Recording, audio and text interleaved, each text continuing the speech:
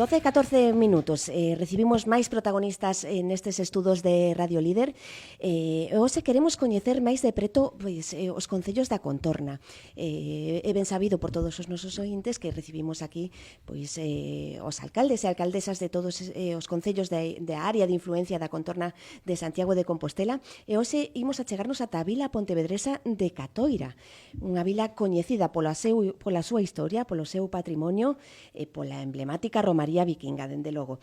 Temos aquí con nós o seu alcalde, Xoán Xosé Castaño. Moi bo día, Xoán Xosé. Hola, bo día. Bueno, primeiro de todo, moitísimas grazas por aceptar a invitación de Radio Líder e por permitirnos achegarnos ata o seu concello. Grazas a vos tamén pola invitación. Que tal? Como foi a viaxe ata aquí? Cantos minutiños, máis ou menos? Pois a verdade é que creo que sobre 40 ata que deixei o coche aí no aparcadoiro, por tanto eu creo que ben. Bueno, estamos aquí, nada, Sí, a ladiño. Alcalde, vostede chegou á alcaldía nas últimas eleccións, forma parte do Bloque Nacionalista Galego, están gobernando en maioría. Como está constituída a corporación do seu concello? Pois, como ben dís, formamos parte da corporación 11 persoas, concelleiras e concelleiros. Neste momento o BNG ten unha maioría absoluta con 6, e despois o Partido Popular con 3 e o PSOE con 2. Esa é a realidade neste momento. E cales foron os seus obxectivos a chegada da alcaldía?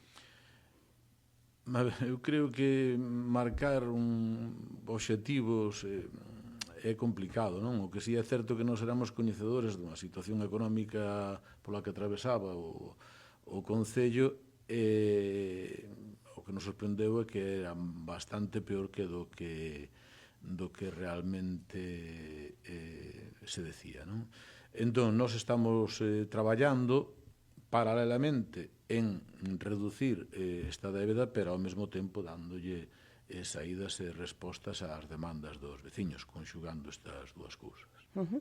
E que balance fai vostede deste Ecuador que estamos na legislatura?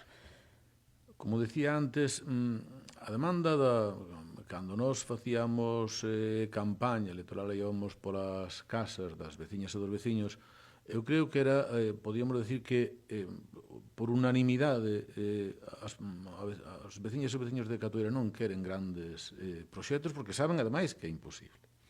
Entón o que queren é resolver as pequenas cousas, non? Entón as nosas propostas sempre son pequenos proxectos pero que poden solucionar ou mellorar a vida das veciñas e os veciños. E, polo tanto, é certo que levamos moitos e pequenos proxectos que están mellorando, como a recuperación de espazos culturais, como os centros sociais de Abalo, que teñen moitísima actividade para distintos colectivos, que estaba totalmente arruinada.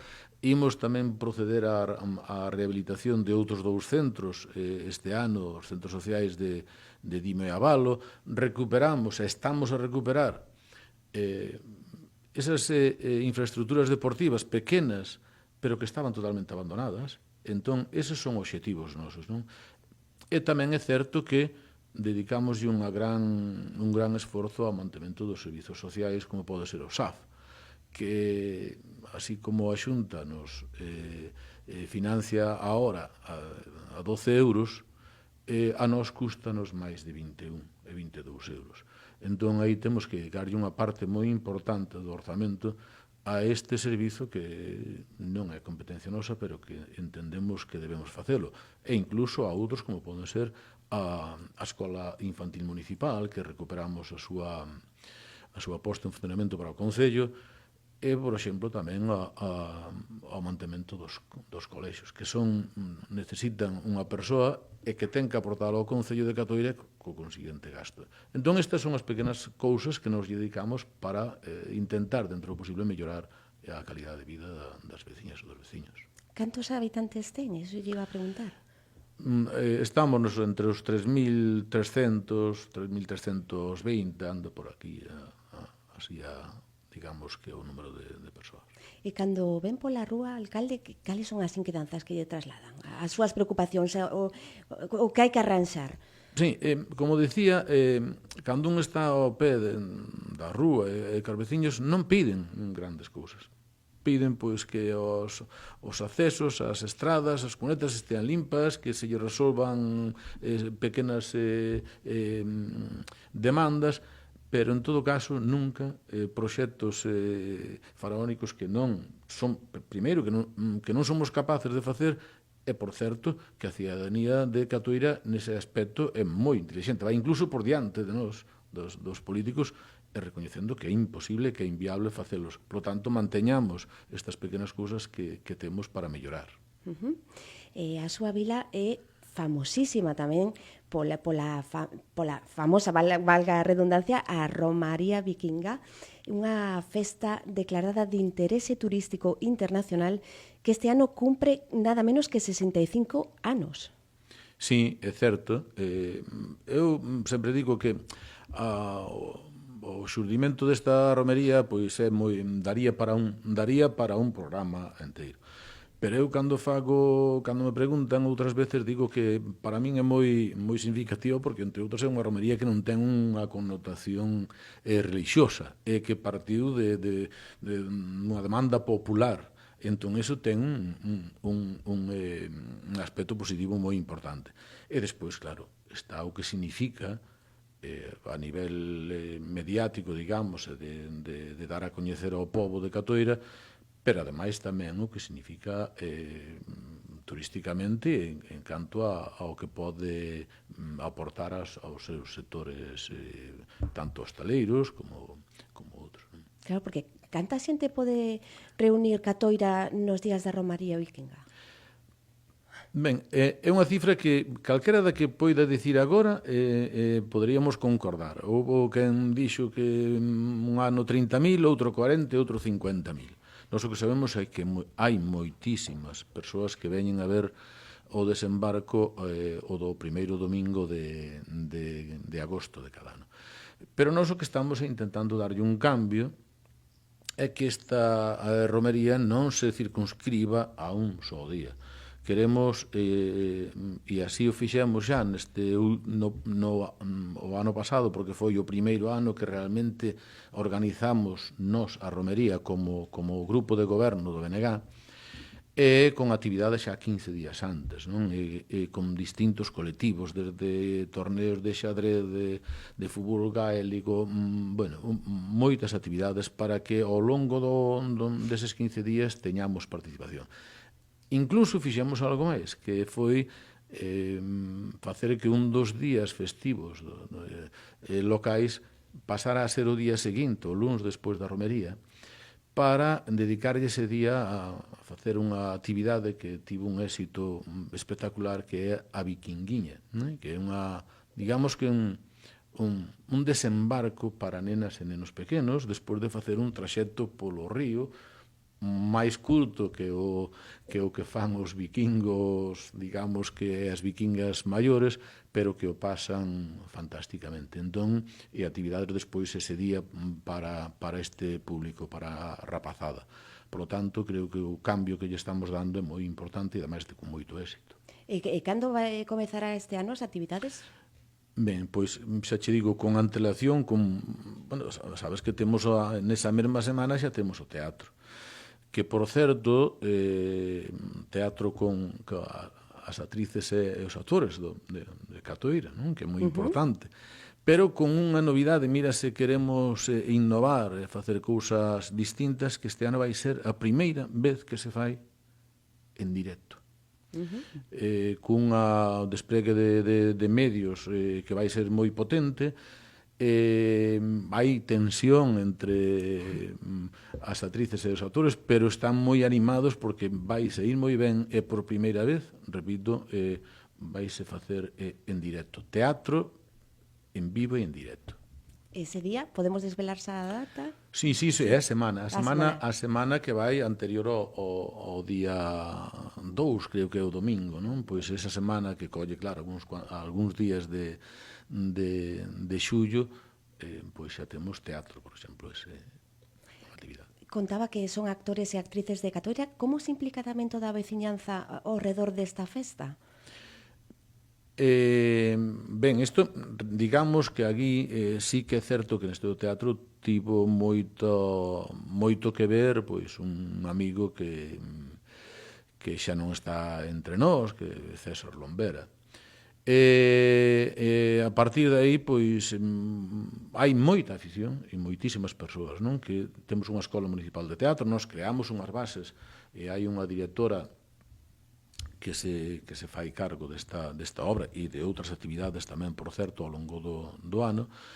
Bueno, recoñecer que hai moita interese por esta actividade. En todos os días da festa implícase moitísimo a veciñanza, non? Porque Sí, construindo claro. as embarcacións tamén... Nos este ano, por exemplo, estamos entre un dos proxectos que era necesario, urxente, é a rehabilitación dun dos drácars, que é o Torres do Oeste, que estaba, digamos que bastante en mal estado, non? Por certo, este drácar foi o que utilizou Amenábar para rodar a última das súas películas, que se estrenará agora pronto, non?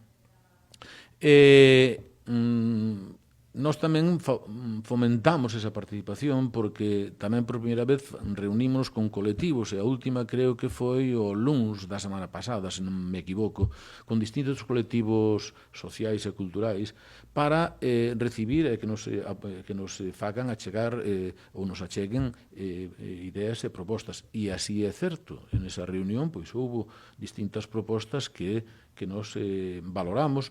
Non todas as podemos implementar, pero algunhas pouco a pouco ímos implementando. E aí é onde pois co Ateneo, que tamén participa no desembarco, coa Escola de Teatro, é onde poñemos algunhas destas ideas en común para levar a cabo. É que, de feito, a historia desta festa surdiu dende a propia veciñanza, non? No ano 1960. Claro.